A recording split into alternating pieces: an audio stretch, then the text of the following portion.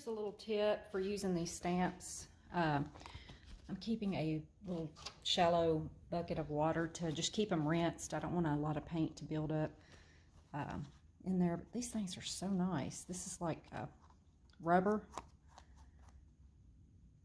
Really, really excited about using these.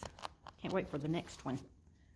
But then I've got this old towel too to help dry it out so I can get to the next one right away. And this is what I'm using to apply it. A little brayer.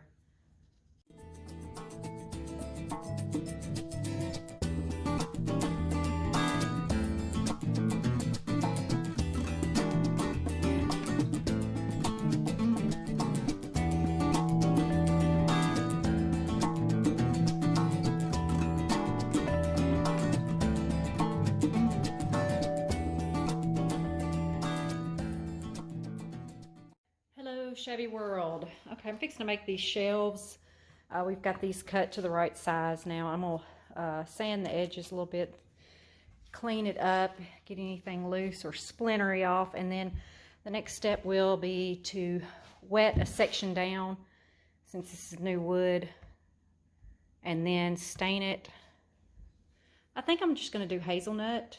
If it's too light, then I'll add some black Rebacks.